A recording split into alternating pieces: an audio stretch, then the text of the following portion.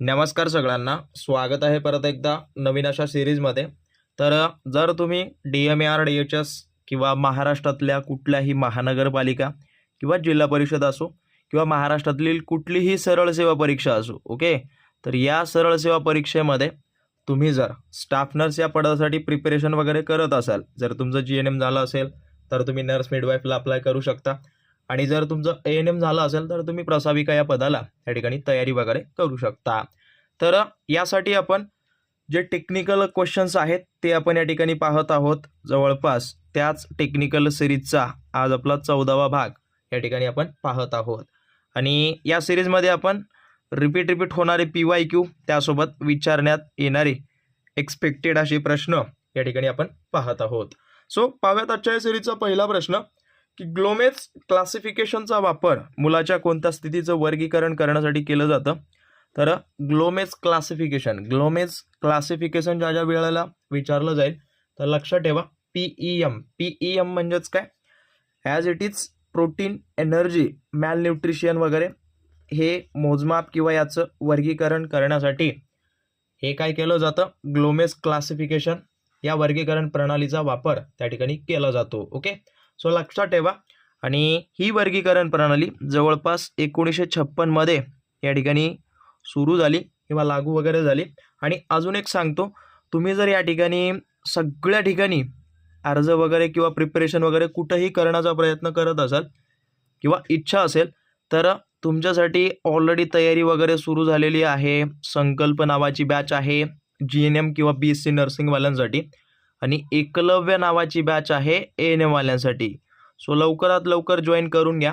एकाच बॅचमध्ये या सर्व विभागासाठी तुम्हाला प्रिपरेशन करून घेतली जाणार आहे लाईफ टाईम. ओके, त्याची माहिती तुम्हाला पुढे व्हिडिओमध्ये मिळून जाईल.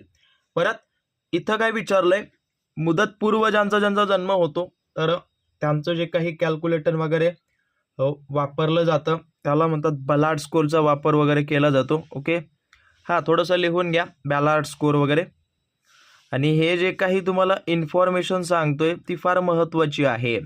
त्यानंतर ज्यांना कुणाला श्वसनाचा त्रास वगैरे असेल तर त्याला सिल्वरमन अँडरसन स्कोर वगैरे याचा वापर केला जातो. ओके, कुठला शॉर्टमध्ये लिहा अथवा ॲज इट इज सिल्वरसन ना.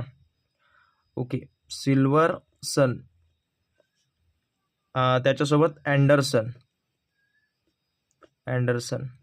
त्याच्यासमोर स्कोर लावून टाका. ओके, तर याचा वापर ॲज इट इज श्वसनाचा त्रास याच्यासाठी या ठिकाणी केला जातो. ओके, व्हिडिओच्या सुरुवातीला तुम्हाला बॅच बद्दल इन्फॉर्मेशन दिलेली असेल, तर त्या बॅच मध्ये नेमकं काय काय मिळणार आहे किंवा आतापर्यंत त्या बॅच मध्ये नेमकं काय काय अपडेट झालेलं आहे त्याच्या संदर्भात हा छोटासा व्हिडिओ आहे.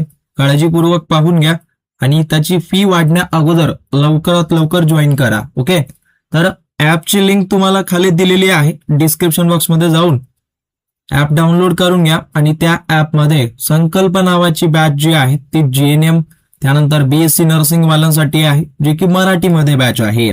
आता इथं बघायला गेलं तर याच्यामध्ये नेमकं तुम्हाला काय काय मिळेल. ओके, याच्यामध्ये सगळ्यात पहिलं बॅच डेमो आहे, जे की फ्री मध्ये PDF आहे. त्यानंतर अभ्यासक्रम हे सुद्धा फ्री आहे. बाकी बघायला गेलं तुमच्या टेक्निकल विषयाचे 10 लेक्चर झालेले आहेत. आता याच्यामध्ये तुम्ही पाहू शकता, जे की थेरॉटिकलचे बघायला गेलं तर शरीरशास्त्राचे हे काही घटक त्या ठिकाणी झालेले आहेत. आणि परत अजून या ठिकाणी जर बघायला गेलं तर आतापर्यंत जे परीक्षेला विचारलेले आहेत ते सर्व PDF किंवा जे काही प्रश्न या ठिकाणी विचारलेले आहेत त्या सर्व प्रश्नांचं एक्सप्लेनेशन या ठिकाणी दिलेलं आहे. जसं की मानवी रक्त, हृदय आणि भाग वगैरे याचे 2 ते 3 भाग आहेत. आणि प्रत्येक भाग तुम्हाला 2-2, 3-3 तासाचा, 1-1, 1.5 तासाचा आहे, जो की व्यवस्थित एक्सप्लेनेशन वगैरे केलेलं आहे. जे प्रश्न आतापर्यंत परीक्षेला आलेले आहेत, रिपीट झालेले आहेत आणि येतील असे सर्व प्रश्न जसं आपण युट्यूबला घेतो त्या टाईपचे या ठिकाणी विश्लेषण केलेलं आहे. जवळपास 9 लेक्चर या ठिकाणी अपलोड झालेले आहेत. अजून याच्यामध्ये जसं जसं लाईव्ह होत जातील तसं तसं अपडेट होत जातील, आणि जसं जसं याच्यामध्ये लेक्चर अपडेट होत जातील तशी तशी फी सुद्धा याची वाढत जाणार आहे. त्यामुळे लवकरात लवकर सगळ्यांनी जॉईन करा. बाकी टेक्निकल विषयाची PDF आहेत, ज्याच्यामध्ये जे तुमचे टॉपिक आहेत ते सर्व टॉपिक वाईज या ठिकाणी PDF दिलेले आहेत. याच्यामध्ये सुद्धा वाढ होत जाणार आहे. हे जे सबस्क्रिप्शन आहे ते तुम्हाला एकदाच फी द्यावी लागणार आहे आणि लाईफ टाईम तुम्हाला याचं अपडेटेड व्हर्जन मिळत जाणार आहे. ओके, सो लवकरात लवकर जॉईन करा. परत बघायला गेलं तर याच्यामध्ये नॉन टेक्निकलच्या विषयाचे सुद्धा लेक्चर अपलोड होत आहेत. जसं की इथं बघायला गेलं तर मराठी व्याकरणाचे सध्याला अपलोड झालेत. ओके, इथं प्रयोग नावाचे 3 जे प्रयोग आहेत ते सर्व याच्यामध्ये एक्सप्लेन केलेलं आहे. सो लवकरात लवकर पाहून घ्या. परत नॉन टेक्निकलचे सुद्धा आहेत, झालेल्या प्रश्नपत्रिका, मराठी व्याकरणासंदर्भात काही नोट्स, त्यासोबत टेस्ट सिरीज. आता टेस्ट सिरीज 3 टेस्ट अपलोड केलेले आहेत. सो ज्यांना कुणाला सोडवायचं आहे सोडू शकता. पहिली टेस्ट ही फ्री आहे, त्याच्या लेवलवर पाहून घ्या. त्याच्यामध्ये नेमकं कशा टाईपचं हे स्टडी मटेरियल आहे. सो प्रत्येक व्हिडिओत तर माहिती मी इन्क्लूड करत नाही, व्हिडिओ फार लांब होईल म्हणून, बट हे सांगणं महत्वाचं एवढंच होतं, कारण का याची जी फी आहे ती वाढलेली आहे आणि अजून याच्यामध्ये वाढ होत जाणार आहे. त्यामुळे जेवढं होईल तेवढं लवकरात लवकर जॉईन करा आणि आजपासून तुमची या ठिकाणी स्टडीला सुरुवात करा. ओके, त्यासोबत युट्यूबला जे लेक्चर्स होतात त्या युट्यूबवरच्या लेक्चर्सवरच्या PDF याच्यामध्ये अपलोड करून दिलेले आहेत. जसा जसा भाग होत जातील तसं तसं इथं तुम्हाला PDF दिसेल, पाहून घ्या. याच्यामध्ये ॲज इट इज जो काही आपले भाग झालेले आहेत ते सर्व याच्यामध्ये दिलेले आहेत. ओके, सो सांगण्याचं तात्पर्य एवढंच आहे की एकाच ठिकाणी सर्व विभागाची तयारी, सगळ्या पद्धतीचं स्टडी मटेरियल तुम्हाला अगदी स्वस्तात आणि मस्त मध्ये मिळत जाणार आहे. त्यामुळे लवकरात लवकर जॉईन करा. काही डाऊट असतील अवश्य मला कमेंट करा आणि व्हिडिओ जो आहे तो कंटिन्यू करा. धन्यवाद. परत पुढं काय म्हटलं आणि अजून एक सांगतो, या सर्वांसाठी जो काही तुमचा टेक्निकल सिलेबस आहे, ANM असो GNM असो, ओके, ANM वाल्यांचा सगळीकडं जो सिलेबस आहे टेक्निकल सारखाच असतो.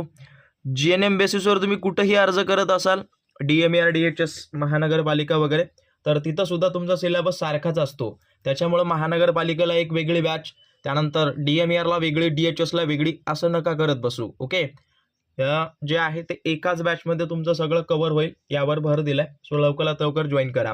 आणि हे जे सर्व प्रश्न पाहताय ते त्याच बॅचमधले आहेत. ओके, हां, परत पुढचा प्रश्न काय म्हणतो की इथं आपल्याला दिलंय सिंपल क्वेश्चन्स आहेत, काही तेवढं हार्ड नाही आहे. आणि अजून एक सांगतो, हे ग्लोमेज क्लासिफिकेशन म्हणजेच काय, कुपोषण श्रेणी. आता याच्यामध्ये कुपोषणाचे ग्रेड वगैरे असतात. जर बाळाचं वजन एकूण वजनापैकी जर समजा 75% ते 90% असेल तर त्याला फर्स्ट ग्रेडमध्ये टाकतात. ओके, हेही थोडंसं लक्षात ठेवा. आणि सेकंड ग्रेडमध्ये कोणाचं हे वजन येतं, ज्यांचं वजन 60% ते 75% वगैरे असेल तर त्यांचं सेकंड ग्रेडमध्ये येतं. तर हेही थोडंसं लिहून घ्या. ओके, आणि थर्ड ग्रेड म्हणजेच काय, 60%पेक्षा जर कमी असेल, ओके, तर ते थर्ड स्टेजमध्ये येतं. तर हेही थोडंसं लिहून घ्या. परत बघायला गेलं तर कावासाकी रोग याचं तीव्र टप्प्याचं विचारलं. ओके, तीव्र म्हणजेच लास्ट स्टेजचं क्लिनिकल लक्षण वगैरे काय असतं, तर त्याच्यामध्ये कंजक्टिव्हल हायपेरेमिया वगैरे त्याच्यामध्ये दिसून येतं. आता हे म्हणजे काय, तर ॲज इट इज तुमच्या डोळ्याच्या ज्या पांढरे भाग वगैरे असतात ना, तर ते त्याच्या डोळ्याच्या पांढऱ्या भागावरच्या ज्या काही रक्तवाहिन्या असतात तर त्या रक्तवाहिन्या काय होतात, फुगतात. आणि फुगल्यामुळं काय, डोळे तुमचे लाल होतात. ओके, डोळे तुमचे लाल लाल भडक वगैरे होतात. तर तेच त्याचं लक्षण वगैरे अंतिम स्टेजचं आहे. ओके, आणि त्याचं एक सेकंड टप्पा आहे ज्याला आपण काय म्हणतो, ॲज इट इज याला तुम्ही म्हणू शकता की त्वचेचे पापुत्रे वगैरे निघणे. तर हे जे आहे ते दुसऱ्या टप्प्याचं लक्षण आहे. ओके, सेकंड स्टेज याच आजाराचं. हेही थोडंसं लिहून घ्या, सेकंड स्टेज वगैरे. ओके, आणि अजून सांगतोय, सबस्क्राईब वगैरे केलं नसेल तर करून घ्या. परत बघायला गेलं तर याच्यामध्ये कुठं हा वाला सायनोसाइट्स लिप्स वगैरे. आता हे निळसर ओठ वगैरे कशामुळं, हे स्पेशली करून तुम्हाला जर हृदयदोष वगैरे असेल, हां, किंवा तुमच्या शरीरामध्ये ऑक्सिजनची कमतरता असेल तर त्याच्यामध्ये ते दिसून येतं ना, कमतरता. निळं म्हटलं कधीही तुमचा जो काही शरीर आहे तो निळं फक्त ऑक्सिजनच्या कमतरतेमुळे त्या ठिकाणी दिसून येतो. ओके, हां, परत पुढं बघा. याच्यामध्ये अजून काय म्हटलं, की खालीलपैकी कोणते स्टिरॉइड प्लासेंटल पेशीद्वारे स्त्रवलं जातं किंवा निर्माण वगैरे केलं जातं. तर लक्षात ठेवा, जे ॲज इट इज प्लासेंटल पेशीद्वारे म्हटलं तर ॲड्रिसोल, ॲस्टिडिसोल वगैरे, प्रोजेस्टेरॉन वगैरे. तर हे जे आहेत दोन्ही ए आणि बी हे प्लासेंटल पेशीद्वारा त्या ठिकाणी काय केलं जातं, स्त्रवलं जातं किंवा निर्माण केलं जातं. आता प्लासेंटल पेशी म्हणजे काय, बऱ्याच जणांना वाटेल हे वेगळ्या पेशी असतील. तर लक्षात ठेवा, प्लासेंटल म्हणजेच काय, प्लासेंटामध्ये ज्या काही पेशी असतात ज्याला आपण वार म्हणतो, तर त्याच्यामधून जे आहे ते ॲस्ट्रिडिओल म्हणजेच काय, याला आपण म्हणतो इस्ट्रोजन. ओके, हां, थोडंसं तुम्हाला या पद्धतीनं विचारलं जाईल आलटून पालटून. इस्ट्रोजन आणि प्रोजेस्टेरॉन हे निर्माण करण्याचं काम कोणतं, प्लासेंटा करतं. आणि प्लासेंटा हे कधी निर्माण करतं हे तुम्हाला मी ऑलरेडी बॅचेसमध्ये सांगितलं आहे. ज्या ज्या विद्यार्थ्यांनी बॅच जॉईन केली आहे मला कमेंट करून द्या की प्लासेंटा कधी डेव्हलप होतं. ओके, डेव्हलप कधी होतं आणि डेव्हलप झाल्यानंतर किती महिन्यांनी ते काय, हेच प्रोजेस्टेरॉन आणि इस्ट्रोजनची निर्मिती वगैरे करतं. प्लासेंटा निर्माण होत असताना, ओके, प्लासेंटा निर्माण होण्याच्या अगोदर कोण हे आवश्यक निर्माण करतं, म्हणजेच कार्पस ल्युटियम. हे तुम्हाला सांगितलं आहे. सो ज्यांनी बॅचमध्ये पाहिलं आहे त्यांना माहिती असेल, अशा सर्वांनी कमेंट करून द्या, अवश्य कमेंट करा बरं. ओके, बाकी प्रोजेस्टेरॉन काय करतं, तर प्रेग्नेन्सी टिकून ठेवण्यासाठी मदत करतं किंवा त्याला हार्मोन ऑफ प्रेग्नेन्सी वगैरे सुद्धा म्हणतात. ओके, बाकी बघायला गेलं तर एलएचच्या बाबतीत सगळ्यांना माहिती असेल, जी काही पिट्युटरी ग्लँड असते, ओके, पिट्युटरी ग्रंथी, तर ती याची निर्मिती वगैरे करत असते. तर हेही त्याच्यामध्ये ॲड करून घ्या. आणि परत त्याच्यामध्ये अजून एक सांगतो, प्लासेंटा अजून एक हार्मोन निर्माण करते ज्याला आपण HCG म्हणतो. ओके, HCG हे सुद्धा लक्षात ठेवा. ओके, हां, आणि या HCGचं लेवलवर ॲज इट इज तुमची प्रेग्नेन्सी जे रिपोर्ट असते ती पॉझिटिव्ह का निगेटिव्ह ही त्या ठिकाणी दिसत असते. त्याच्यामुळं हे सर्व त्याच्यावर डिपेंड करतात. ओके, हे अशा पद्धतीनं ॲक्यूट एक्सप्लेनेशन वगैरे तुम्ही करा. परत नवजात बालकाच्या कवटीमध्ये किती हाडे असतात, तर जे नवजात बालक असतं त्याच्यामध्ये ॲज इट इज कवटीमध्ये 5 हाडे असतात. 5 हाडेमध्ये जे आहे ते 2 काय असतात, फ्रंटल असतात. ओके, त्यानंतर 2 त्याला आपण म्हणू शकता परायटल. हां, आणि त्याच्यासोबत ॲज इट इज एक काय असतं, ऑक्सिपिटल. Okay, occipital.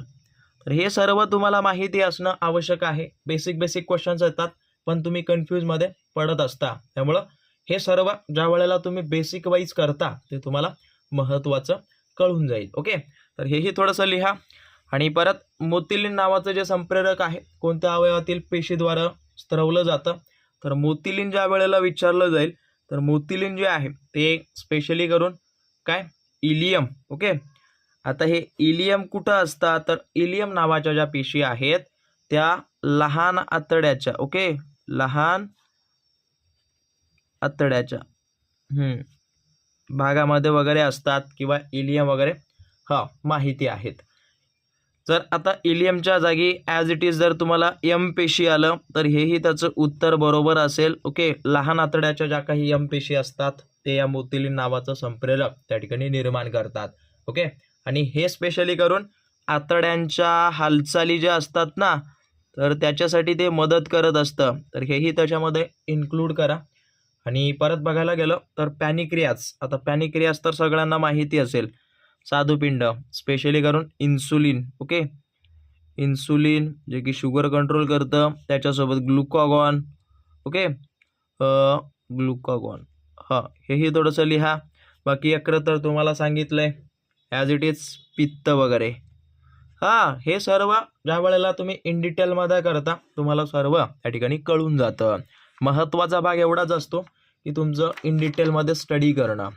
परत औषध दिल्यावर किंवा दिल्यानंतर 1 मिनिटाच्या आत रुग्णामध्ये होणारी अचानक प्रतिक्रिया कोणत्या प्रकारची असते, तर लक्षात ठेवा त्याला आपण ॲनाफिलॅक्टिक वगैरे म्हणतो. ओके, तेच ते रिॲक्शन वगैरे जे असतात ते ॲनाफिलॅक्टिक वगैरे रिॲक्शन असतात.